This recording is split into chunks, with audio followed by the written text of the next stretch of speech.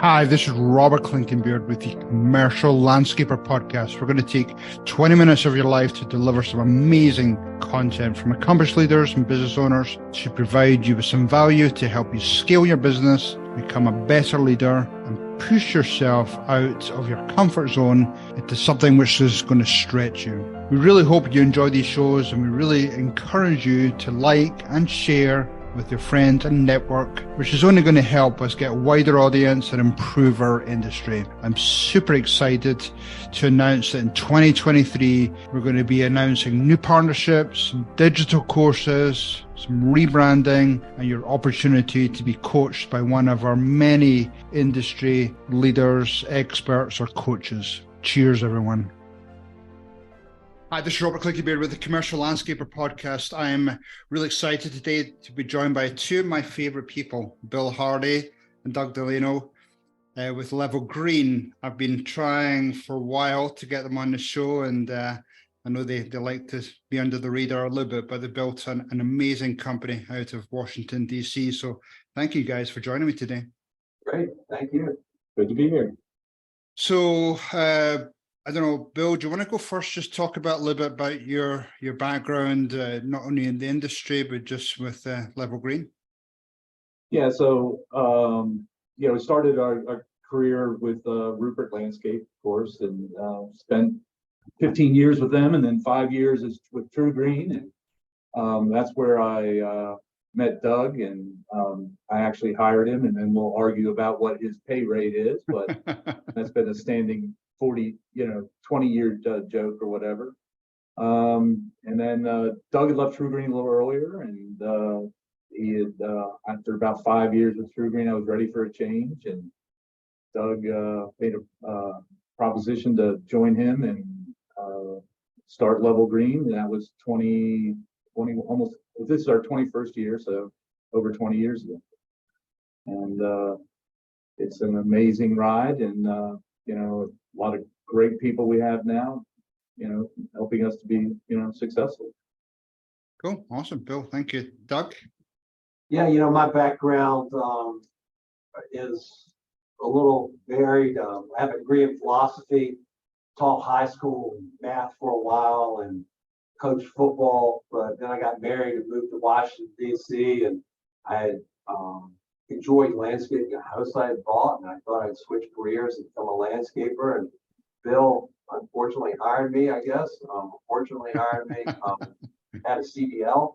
I grew up on a farm, so I run equipment and run trucks and everything. And hired me very cheaply, and I went to work in the commercial installation side of the business, and then switched over to the landscape management side after that 5 years.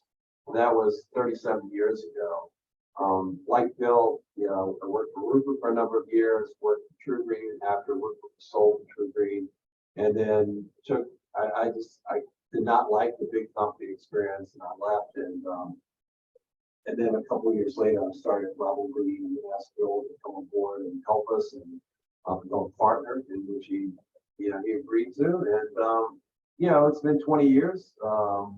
We've had a great time, a great run. I don't think either one of us ever expected to grow the company to the size that we are, be as successful as we are. But yeah, it's been a great ride, and we're making lots of plans for the future.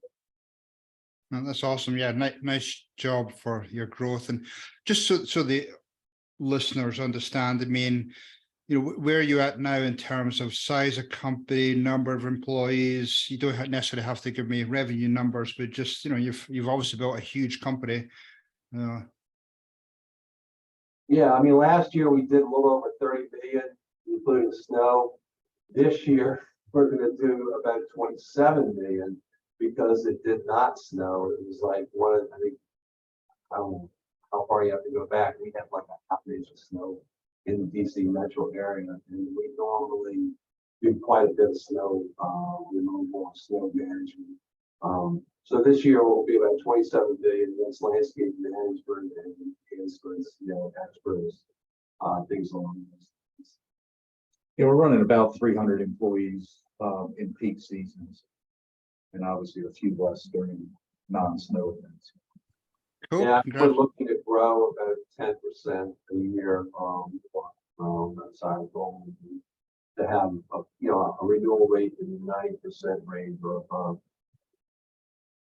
No, that's awesome. Congratulations. I know the two of you are generally, usually pretty humble about, what you've done, but I mean, to grow a company to, 27, 30 million, I mean, it's a huge achievement. Did you ever sit back and have a drink or just coffee and just actually enjoy what you've built? I think we're both trying a little bit to work a few less hours than we did before. Again, we really do have a pretty strong team of both our executive leaders and branch managers that allow us to do it. But I don't know, it's still in awe myself that we're, this large, and it's not, was, as earlier Doug had said, we didn't plan this quite that way. However, our 10-year plan that we're in is, like 8 years out, we're in two to 3 years of that 10, we still look to double every, 5 to 6 years or so. Yeah, I don't think either one of us expected it to grow like this. I mean, our original intention 20 years ago was to get to, our age where we are now. Both of us are like, near retirement age, and, sell the company and move on. And as we've gotten older, our priorities have changed somewhat. We, aren't looking to sell the company, and we're looking to continue to grow it. It's just as we enjoy what we do, we enjoy working. As Bill said, I think we are finding a little more time to enjoy things now. Take a little more time off. We have a great team in place, and I have to give them the credit for so much of what's occurred. Yeah, great people is what, hiring people that are as good or better than you is key, and they're the ones that make us successful. Right. I mean, I was at lunch making presentations to clients the other day, and had two of our key people with us, and one of them has been with us, I think, 17 years. The other one had been 10 years. And I'm like, oh my gosh. I mean, I couldn't even believe that. And we have a lot of cases like that, both from the field staff all the way up to the management staff. Yeah, that's awesome. Yeah, but one of the things, you said earlier is that, one of the things that has impressed me with your company over the years, you're not afraid to bring other people in, either consultants. I know you did. You brought your leadership team along to the Thought Leaders Retreat.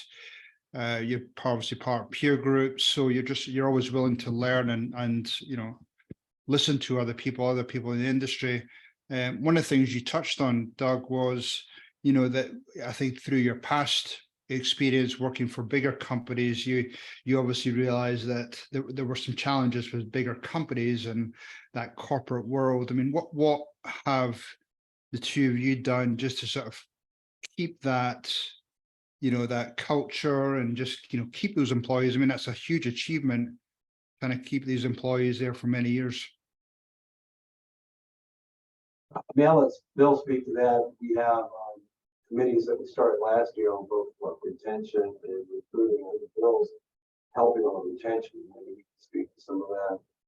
Well, I think that is a fear of, because we've kind of known what happens when you get a little too far detached, and COVID threw us in a little bit of a wrench into our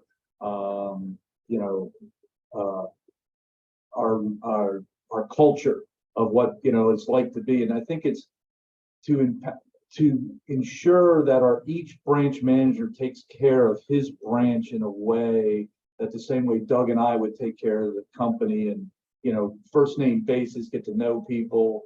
I mean, it still is a challenge for Doug and I to get out and still spend quality time, lunch or meals with some of our key managers and spending time in the field. But we really do know that to keep our culture and to successfully grow it's all about the people. It is pulling in the right people, hence the emphasis in recruiting, and then the even more importantly is in retention. And that's where our culture and that family atmosphere that we want to make sure that we keep in, at all levels. And it's, you know, it starts with simple things like first name basis. That's awesome. That's awesome. I know you were, pretty transparent with, a conversation coming up to this that, even though, you're do 27, 30 million this year. I mean, even larger companies have challenges, keeping employees, the culture. But, one of the things you mentioned was, things like, relying on snow just to help with budget. And I know that's a conversation we've had a couple of times. Do you have snow, no snow? How do you budget for that? Separate budgets? Talk to me a little bit about that, those challenges. Yeah, I mean, when we first started, I think up through about 3 years ago, we sort of did not budget for snow. And then after the snow season, we would take the numbers that we did for snow and put into the budget, but it meant that our budget was never done until like April, late April, I would say, which I think caused a problem. And what we did a couple of years ago is we now have two budgets that we can consolidate into one, but each branch has a snow budget and each branch has a green budget, landscape management, enhancements, all that. And what that does is it really allows us to focus on the green side. We often found that we would do really well during the snow season, January, February, March. And we have this big profit, and then that profit slowly gets chipped away over the next 8 months. Because we just, whether it was snow causing it, because maybe the mulching cleanup season got shortened and there weren't many employees out there, you had to work a lot more time, whatever the reasons. I'm not sure. It's just we weren't tracking green as much. And we just thought we should separate the two items. So now we literally have two budgets, a green budget and a white budget. And the white budget, we apply a certain amount of overhead to it. And then we also put anything that is directly it's fault for snow, like snow blowers, plows, that type of stuff we put in that budget. And I think that our break even, well, we actually budget for about a 10% profit in snow, which is around 5 million, I think. Now this year we actually put more overhead in the snow. I think we put in we put in like 15% of our overhead, including including wages, depreciation, fuel, that type of stuff. And in the future, we're going to probably drop that back down. The problem is we're in this area where you can get a lot of snow or you can get no snow. And I think in the future, we have to build a company, we're going to be a green company that does snow. And we're going to have to keep that number down because if it doesn't snow, it has a large impact on how we operate. Oh, no, thank you. That's great feedback right there. And you brought up the overhead. How important is it to constantly review your overhead? If you've had a good year, great profits, work's coming in, that sometimes tends to, maybe disguise maybe some inefficiencies there. And then obviously you have some challenging times, whether it be lack of snow, whether it be construction work slowing up. How important it is for you to constantly look at overhead and reevaluating that? I think it's been one of our challenges is to control our overhead. That's probably still where, we're constantly looking at it a little harder. And then one of the challenging things is, we're a growth company. So Doug and I both at many times have justified spending probably at times a little more than we should on overhead because you hire that guy that you don't quite need because he's going to be good, but you need him in 6 to 8 months. Or we have a fear of not being able to get vehicles, so we'll buy the vehicles or order more, or make some, we'll invest in the people and training. And I think it's shown us that we have to be very, very, a little bit more conservative than we've been in the past so that we don't get into years where, our overhead is too large for our sales. Right. I think Bill's right in that, I mean, one of the biggest costs of overhead in our business is labor. And we have brought people on, added people that we thought we needed, and potentially we could have gotten by without them. And I think we continue to look at that and, trying to get that right size as we continue to grow. Right now we're expecting to grow 10 to 15% next year. And I think we're looking at adding one person to the overhead in order to accomplish that. So, I mean, those are the kind of things we try to look at. And then also, a few years ago, and what we do now is we have to where our trucks are all custom built landscape management trucks, and our trucks for enhancement are all custom built. And we have mostly a Suzuki fleet, and the lead time on those things is up over, at this point, in the last couple of years, it's been about a year. So we have to order ahead of time in order to get those things built. And, the shortages of parts and equipment to upfit those trucks has been bad. We have trucks that have one over a year ago that we're still waiting on. It's supposed to be here in June.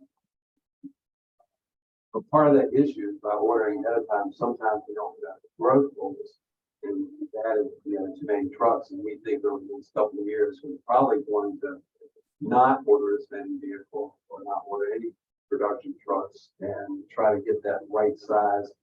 We have a lot of trucks running with 3 or 4 people that potentially can be running with a couple more guys. So we're looking, trying to get that overhead number down. And our overhead right now, I think we're looking at depreciation is a little high for us. I mean, that's a great thing that belongs to a peer group is you get to compare yourself to other companies. And that allows us to look at some of the numbers and say, oh, okay, these guys are doing it with this. We need to look at our numbers here and is this an area we can concentrate on? The overhead items, with pop out of things like that. And I think that's, one of the great things that belongs to the peer group. And, being able to see not only the numbers that are in your peer group, but in the operation you guys have. We're able to look at a whole bunch of different peer groups and put all those numbers together and compare ourselves to like companies throughout the country. Yeah, that must be super challenging when you're having to sort of order, 12 plus months in advance and predict your growth. And, then you've got all the media saying, recession, no recession. It must be pretty challenging. Because I remember, we used to have Azusa's in our fleet and, maybe 3 or 4 months out. So 3 or 4 months to 12 months is super challenging. No, I mean, it used to be, 6 months, but that thing is somehow stretched out to, over a year. So hopefully Azusa kind of get their act back together and we can get that number back down to more manageable number. Yeah. And we are, I think we're looking also incorporating, our truck costs have gone up, the cost of getting a truck out there and going to aluminum bodies and aluminum lighter, and a whole bunch of things along those lines.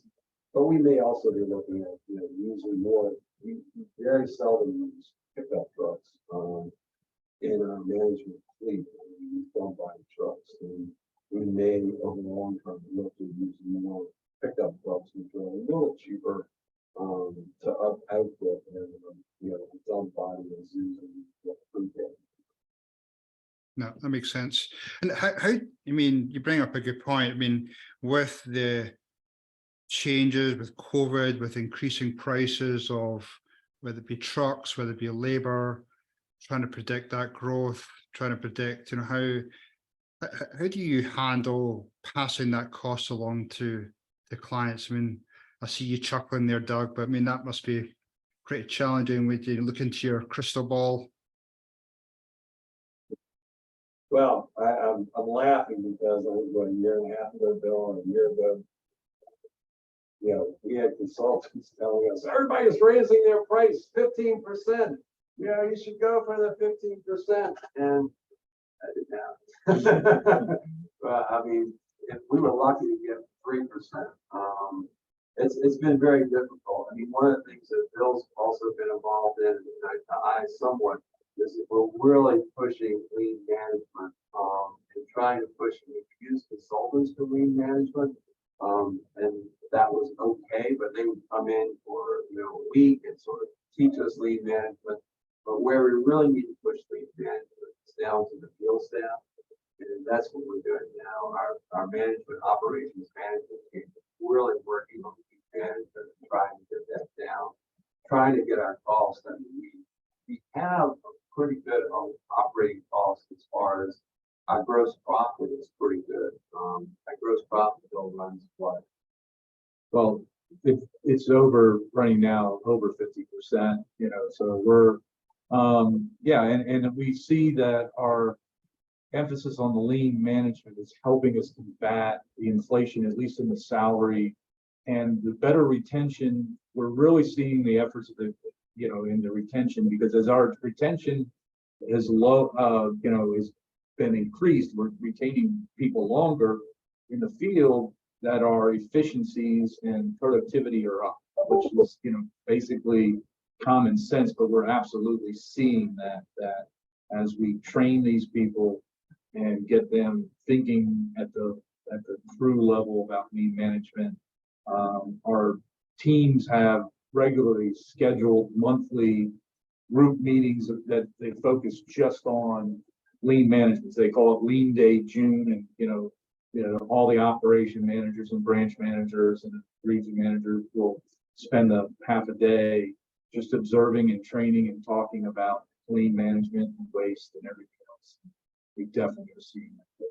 Yeah, just getting our operations managers, we typically run anywhere from 4 to 6 crews to just watch people, be on a job and just watch people and watch operations and look for just small things that potentially have a long-term effect on saving money and getting spread across the whole company. I know that they did one last week, and I think it was I can't remember which was, but one of those two. One of the things was they were watching the crews that they were weed eating tree beds, and it's not in a sense edging the beds out again, and it's just not part of the contract,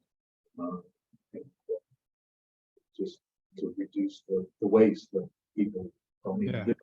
And also the edging, as far as the flow, where are they going, what's the most efficient route to start and end with edging.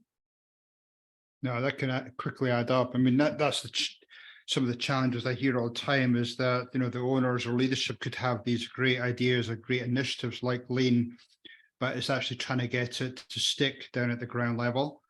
But simple things like just sitting and observing the crews, and whether they are loading, unloading trucks, whether it be weed eating, as the example you gave. I mean, all those things could really add up and make a difference on half a point or a point on your gross margin. So what does Level Green look like in the next 3-5 years? What does the future hold for Level Green? Well, it's always a good question. One thing that Bill and I have been working on is a transition plan. Again, both of us, Bill's 64, I'm 65. We all would like to think we'd live forever, but that probably is not the case. Bill also has a little more of an exit strategy than I do. I mean, my exit strategy is they'll carry me out of here. Bill's hoping to beat that. But so, I mean, that has been important to us. I think we talked to a lot of people that, and employees included, that just don't have an exit strategy. People who don't, own a business, who don't have a will. It's just, or who haven't prepared if, something catastrophic were to happen. And Bill and I are very concerned about our people. If we have 300 people, say 298 if you don't include us, what happens to them if something happens to Bill or if something happens to me? How does the company carry on? And we're looking at that, trying to make plans for the future. What exactly happens? Who takes control? How is it run? kind of trying to, again, protect our assets, protect our family assets, also protect our people. I think that's a big thing that people don't look at. As Bill mentioned earlier, we had a 10-year plan. We probably need to update that. And, you know, I guess we did that about 3 years ago. We're into like the third year of it. And, you know, our plans are, we have to get bigger, and mostly in the Washington, D.C., Baltimore metro area, working on our standard operating procedures, working on trying to be profitable. You know, we think that in this metro area, we can get to a fairly good size, and get those SOPs kind of all online, really get some more of the kinks worked out, and then potentially at that point, look at expanding beyond this geographic footprint, into other markets. I mean, a lot of people, we have jobs now that where our current location is outside of Washington, D.C. and Maryland. You know, we have 5 branches spread across the region. We want to make sure that they can all operate independently, all sort of do the same things. We have the same culture in all of those, the same operating procedures. Too often you see companies, you get to a certain size, maybe a client asks them to go to a different market and maybe 2 or 3 hours away. And just, we have enough trouble trying to start a new branch in our current structure, in one of our existing facilities. It's really difficult to do that. So I mean, we're working on trying to get those. What's the expectations when you start new branches, and what do you need to do? How do you need to train the managers, the account managers? How do you get people on board? So we've learned a lot, and we'll continue to learn over the next few years.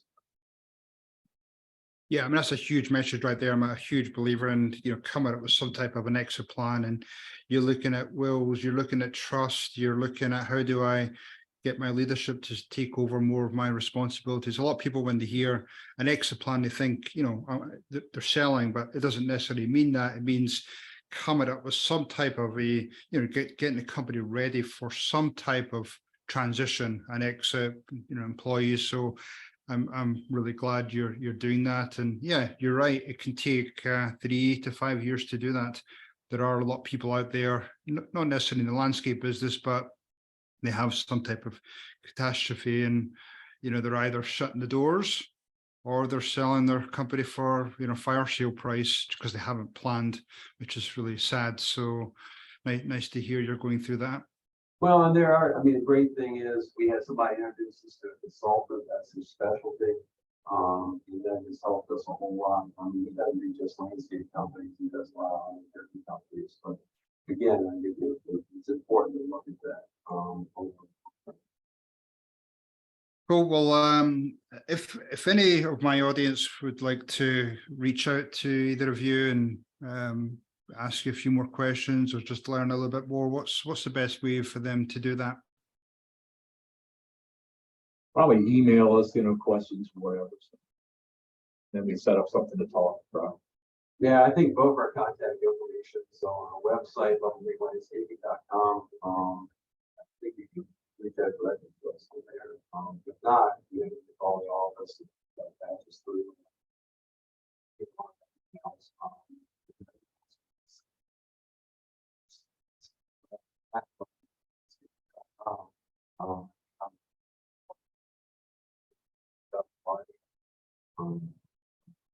Yeah, we certainly believe strongly in helping other companies, even companies within our region. It's just, we need to make the industry better. We need to improve the product, the people that are supplying, our service to all of our customers. And we think it's important to share what we've been through. A lot of people have shared things with us and helped us grow. And I think it's important to kind of get back to the industry and help other people. Cool. Well, Bill, Doug, really appreciate your time today. I know you're both busy people. I really appreciate what you both do for the industry and leveling up the industry. So thank you again for your time, and I look forward to seeing you both soon. All right. Thank you. Yep. Okay. Thank you. Okay. Bye-bye. Bye. Hopefully that was pure, dead brilliant for you today, and you got some great takeaways for your business or your leadership role. This is Robert Clinkenbeard, and we'd love to get you and your friends to join us in our future journey. So please subscribe through the various podcast channels or visit thecommerciallandscaper.com or brucewilsoncompany.com and check out some more information there. Anyway, hopefully you all have a pure, dead, brilliant day. Cheers, everyone.